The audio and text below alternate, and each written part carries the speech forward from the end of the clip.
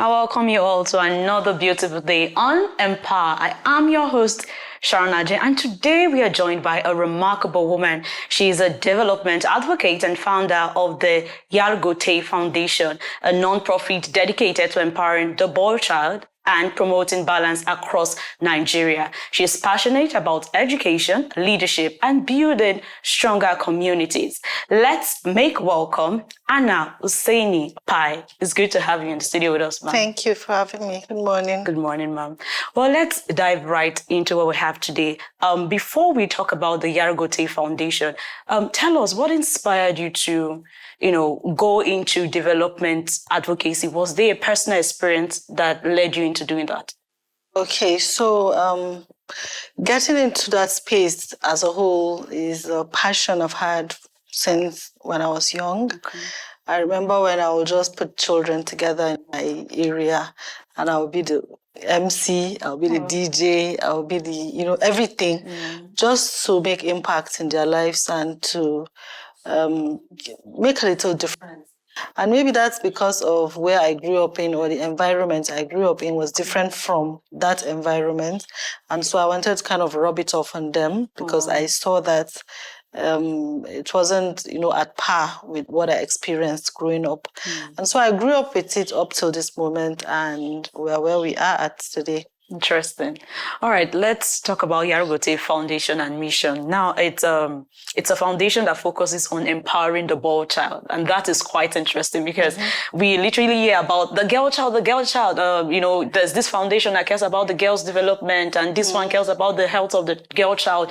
Basically, all of that, and it just seems like there is nothing for the boy child. Yeah. Now, knowing that Yargote is focused on the boy child is quite interesting. Now, tell us what led you to, out of all of the things that surrounds the girl child, you just decided to go for the boy child. Why was that? So when we got registered, or even before we got registered, we were also focusing on girls and women. Okay. And then we realized that most of the interventions we were given to the women and girls was reactionary. Okay. So, something must have happened, domestic violence, rape, we want to fix something that has already gone wrong. And I realized that we're just going around in circles and it wasn't going to end. And then we thought deeply and said, okay, we can be proactive. And, most of the issues that the girl child and the women folk are facing is kind of directly related to the men. So, when you talk about gender-based violence, the focus is on the woman and the men kind of perpetrate all of those violence in whatever form. And you can't talk about girls being raped or getting pregnant or teenage pregnancies without the boys or the men involved. And so we decided to take a proactive, measure to empower and enlighten the boys and the men because you can only give what you have. So an enlightened and empowered man will not rape or beat up his wife or starve her or whatever it is. So we're coming from a proactive point of view so that most of these issues can be curtailed or, killed completely. Interesting. Yeah. So why is the empowerment of the boy child so important to you personally? Personally, for every female, if you ask any female, a grown-up female, and even little girls, they have had one experience or the other with the boy child or the man. Now, as simple as going to the market and some guys are trying to touch you just to get your attention, that's a put off. So for a boy to do that kind of thing in the market means he doesn't know any better. So he has probably grown up seeing his boss doing the same thing and he feels that's the norm. But beyond that, there are so many other experiences, when people make sexist comments and women are going through a lot anyways. Marriages are packing up. When you hear the stories and experiences of different women put together, you don't have to experience it yourself. You don't have to, you can learn from other people's experiences. You don't have to experience it to take action. Even the affirmative action, the space for women in the government. We've been fighting this battle for how long? Very long. The Beijing conference, all of those kind of struggles, and nothing is changing. So personally, it's not like I've had a very gory experience, but so many other women around me have had it, coupled with the experiences we had when we were working with women as well. Put everything together and we decided, okay, let's focus on the main issue. Because empowering her without empowering him, there's no balance. Oftentimes you empower her and it goes to waste. So for example, you see girls, young girls, they just finished secondary school and the parents say, oh, you should get married. And the men will promise heaven and earth, oh, when you get married to me, you will continue school and blah, blah, blah. So most of them, when you get married, that's the end. Say you can't school no more, you can't go out, you can't. And so all of the efforts that the parents, the government, the other NGOs have made and inculcated into that girl just gets cut off at that point. So there are so many experiences that have inspired us to work on the boy child. Wow, interesting. Now, you made mention of balance. And, we see a lot of NGOs that initially would not want to focus on the girls. They might just pick or children, they want to focus on children development, but they see themselves tilting towards, the girl child. And before we know it, you see that there is no balance. Now, it is now more of the girl child and less of the boy child. Now, Yargote is a foundation focusing on the boy child. And, I would like you to tell us, how are you able to maintain balance? Because it's something that is subconsciously can happen, because when you're fixed on one particular agenda, you see that you're just pushing one aside. So how have you been able to maintain balance while still focusing on, the boy child development? To answer that question, I'll say the intentionality that we put into empowering the girl child and making her a whole should also be applied to the boy child, because at the end of the day, after all is said and done, the boy and the girl will come together. Yeah. Husband and wife. And now we have so much or so many empowered, self-aware, self-made women without a corresponding, at the same level kind of men for them to come together. So now you hear people complaining about, oh, there's no marriage material men. There are so many spinsters without getting married. It's not that they don't want to get married. They want to do that. But they don't have that, they are now so self-aware that they are looking out for particular, qualities and, whatever it is in a man. And when they don't get it, they are not going to, settle for anything less.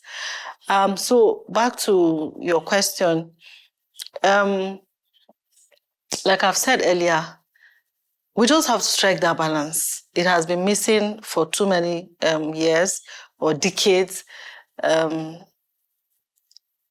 has to balance. Because, I'm short of words because there are too many things running through my head.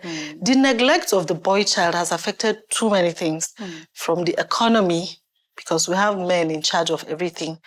Well, not everything completely, but, when you go to offices, when you go to the Senate, when you go to the House of Reps, if you look at the ministerial list, if you look at the list of the DGs and all of CEOs and all of that, the men are dominating. Okay. Yeah. And we're still in a mess. As a country. You can even extend it to the world. It's the same, imbalance.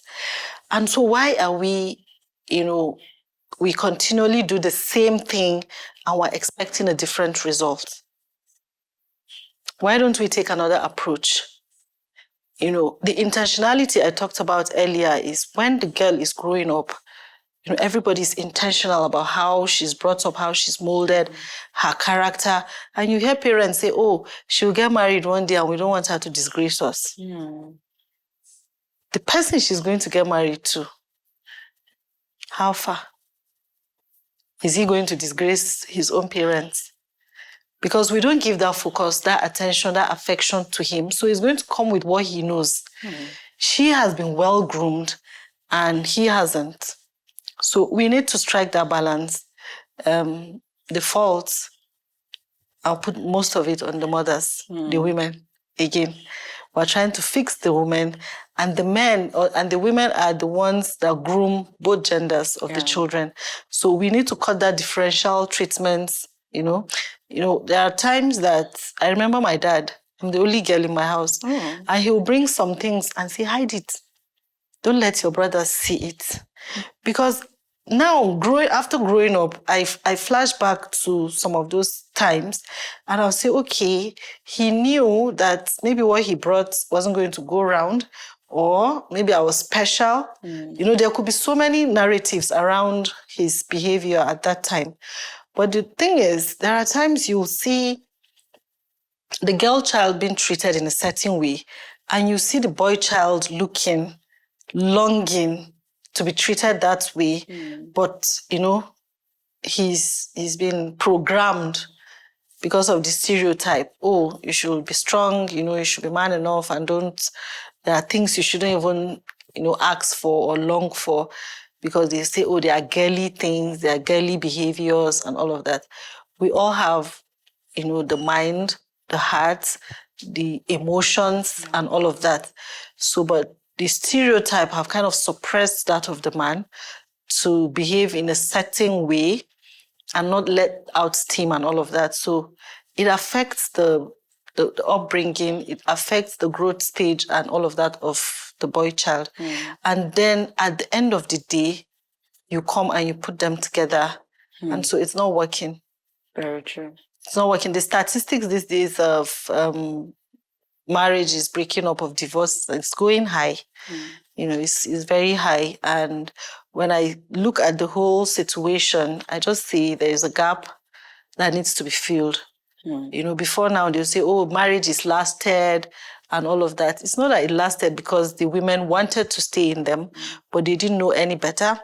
And so they'll say, oh, women of yesteryears are more patient and all of that. But the women of today are self-aware because of the empowerment we've gotten. It's not over, but, you know, the concentration is so much that we're also self-aware.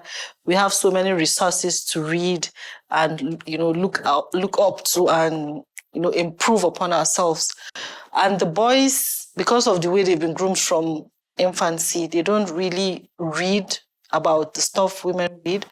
And so they are not that up to par with the women. Yeah.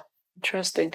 You know, you said something about stereotype, right? And at the beginning of our conversation, you, of course, made us understand that Yargote was actually focused on the girl child before you deviated to, you know, focusing on the boy child.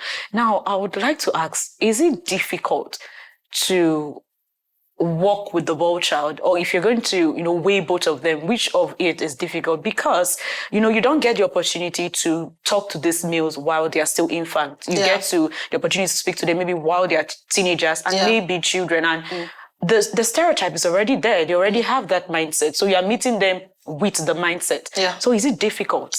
It's not difficult. Okay. I'm a trainer. We focus on soft skills with the boys. Okay. You know, the intangible ones, the skills you can't feel or see. So they are the intellectual ones. And the very first thing we start with is self-awareness. So they'll be hungry for what is coming.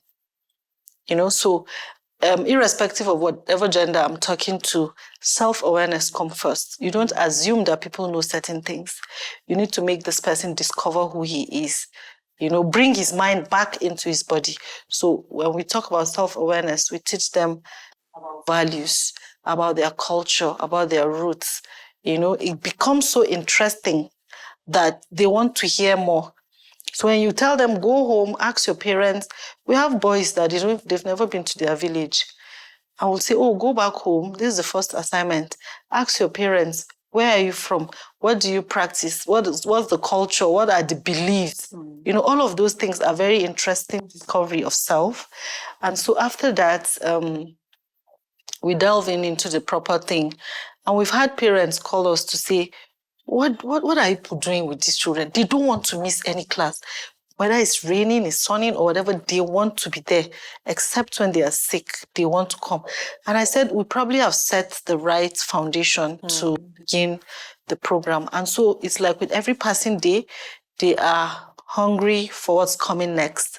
And in between, we also call the parents to, you know, give them a pep talk about what we're teaching their children and the need for them to support from the home front, because we are not with them like 24/7. We just spend about 2 hours with them every day for 6 months. So we need the parents to be aware of what they need to do, because the parents of the underserved children or in the underserved communities also need some of these skills that we're teaching the children. But because they are grown, they have responsibilities, so they can't spend as much time as we're spending with the children, but we need to carry them along. They need to be aware of what we're doing so that they can reinforce from the home front.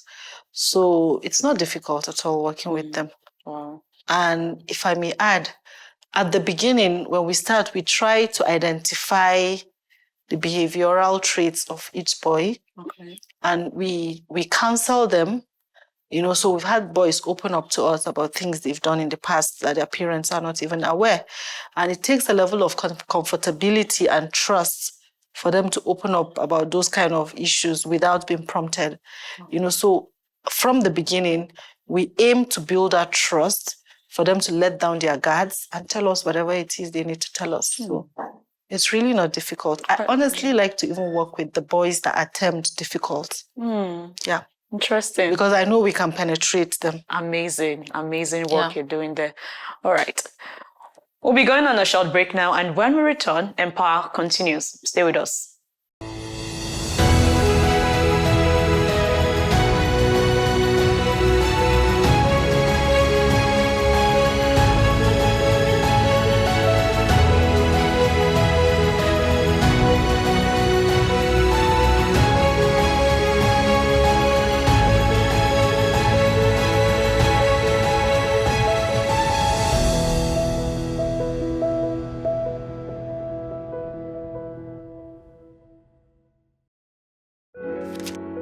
Everybody has a stake in making the world a better place with love and compassion. As we thrive daily, we continue to strive to face the many challenges that faces our Earth, because together, we all matter. On one side, we are exploring the captivating stories, the trends, the glamour, while on the other hand, we're looking at the love, the care and compassion from our champions. In our Stars Quiet Cove lies the burning passion for humanity, which is seldom known and unsung to the world. Join me on Famed to look at the flip side of your favorite beyond the regular.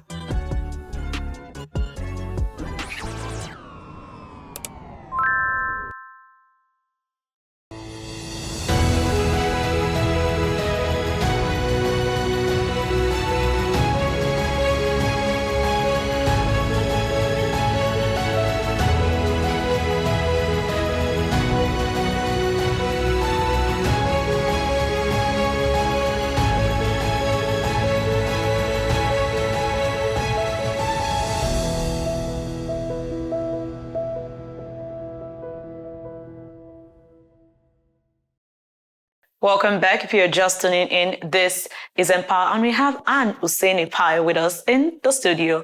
Now, we've been having quite an interesting conversation. Yargote is doing amazingly well. But of course, we know there are challenges, and I would like you to share some of the challenges you've come across, with working with some communities in Nigeria. So far, the challenges. I love that you're smiling. It seems so. The challenge, not even challenges. Okay. Challenges. Top on the chart is funding. Okay. So, like I always say, I bite what I can chew. This is a new kind of programming. So, there's really no much funding from donor agencies set aside for the Boychild, because it's fairly new. So if you're doing girl child, rape, water, whatever it is, there are so many NGOs or international donor or even local donors that have funds set aside for that. But I believe in maybe next year or 2 years to come, we will have organizations that have funding for such purpose. However, we're just having to work with private individuals that can support. And then second challenge is volunteers. We have to work with volunteers. And because we don't have much funding again, we can't really support as it should be.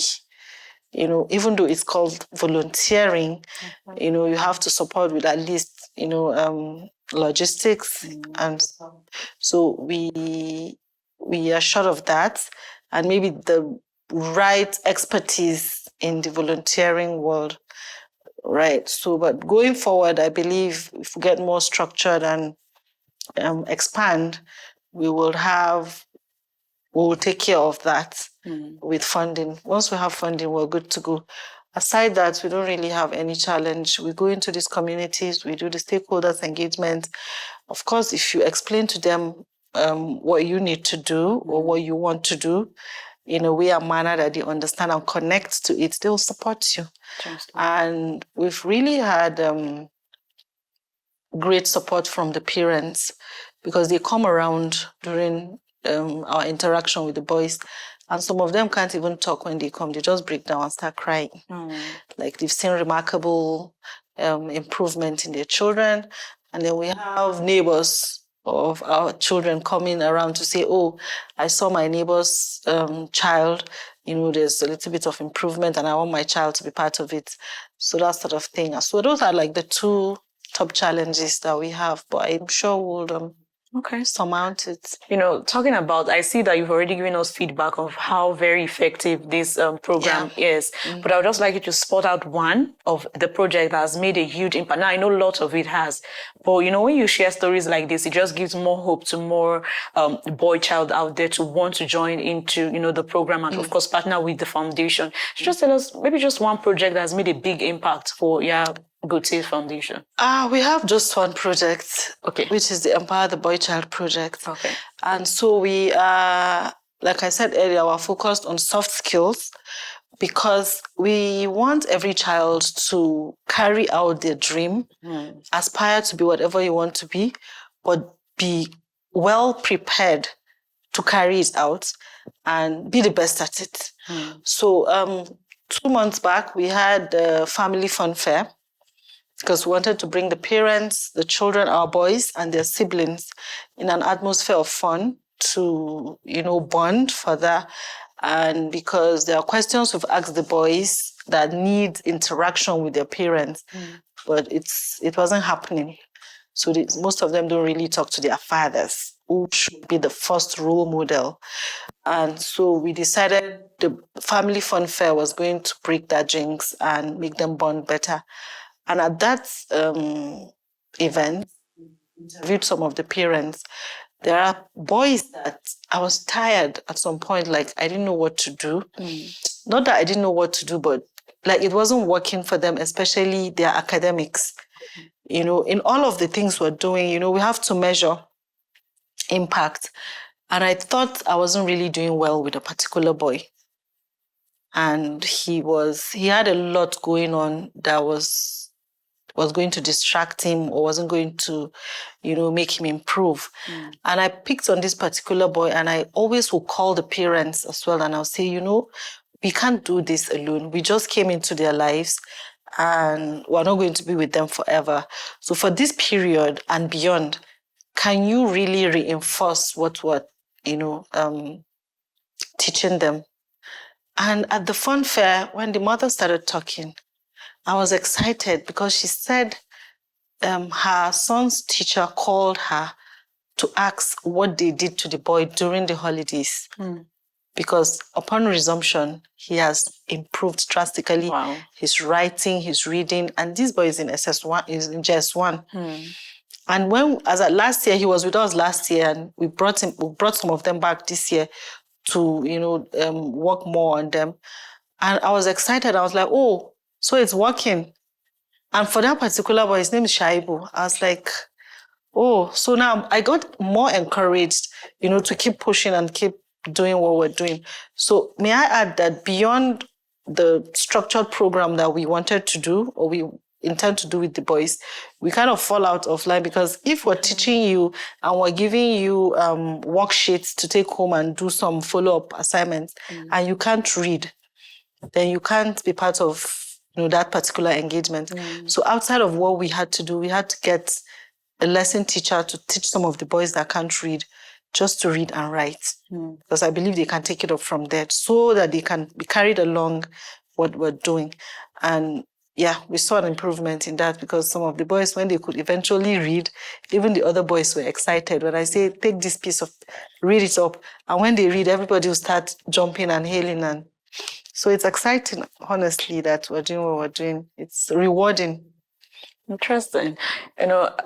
Okay, we basically know the roles that boys and men play in our community, but we want to hear it from you because you are not just the founder of Yargote Foundation, but you are also an advocate for the Boychild. So you would know better on that. So I'd like you to share with us what are the roles that young men and of course young boys rather and men play in the community. Okay, let's coin it this way. The roles they should play. They should play. Okay. So by God's design, the man is the head of the home. Of course. I don't care what anybody thinks. If you think otherwise, I don't mind. Let me not say I don't care. I don't mind if you think otherwise, but that's God's design. Irrespective of what you profess, if you're a Muslim, you're a Christian, you're pagan, whatever it is, the man should be the head of the home. And so I'll always emphasize that if the man is well put together, the family will be fine. Because you can marry a wife that is an illiterate, a wife that is not composed, whatever it is, you can pick her up from wherever and clean her up and put her all together, teach her what she needs to know. But it's not easy the other way around for a woman to be empowered and pick a man and clean him up and teach him stuff. The men come with that ego. The next thing they will start saying, oh, she don't climb your head, she don't jazz you and stuff like that. So the men are supposed to take charge of certain responsibilities. The men should be the role models to the younger boys and, it cascades down. But these days we find women taking on masculine roles and it's causing a lot of havoc. Yeah.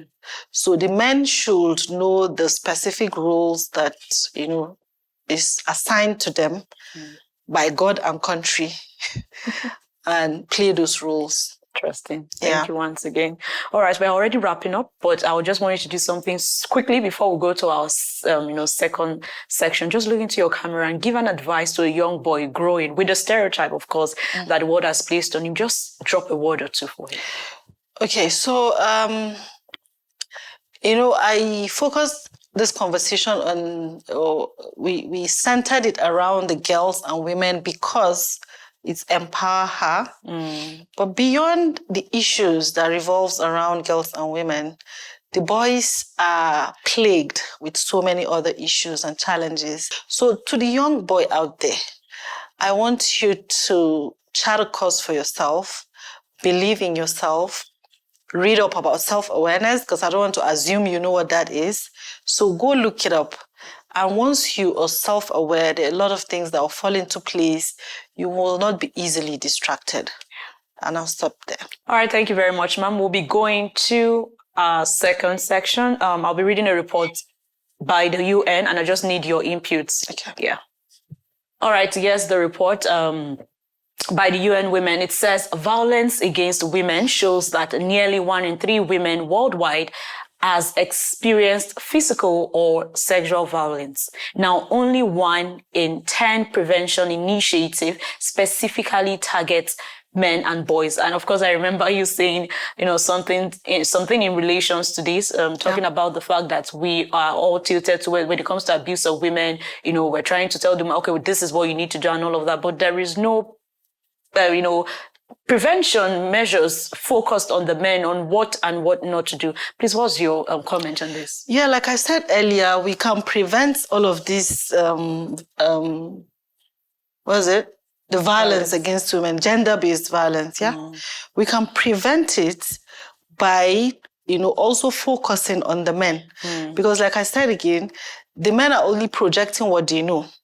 A lot of the men we see around are working with a lot of unidentified traumas, from childhood, from the workplace, pressure from the society or the economy and all of that. So a lot of men are walking around wounded. and looking for how and where to let out steam. And so if they feel that they're projecting their insecurity on their wives or the girls around them, then it results to the violence that we see. And so when we target the men, enlighten and empower them, they will do better. And these figures will go down drastically. Yes, definitely. Yeah. Thank you once again, Anna Hussaini Pai. It was good having you Thank you. in the studio with us today. Such an inspiring and insightful conversation. Thank you for having me again. Yeah. Well, that's where we draw the line on empower. Remember, to make the world a better place, you need to empower the Boychild. Well, until next time, see you again.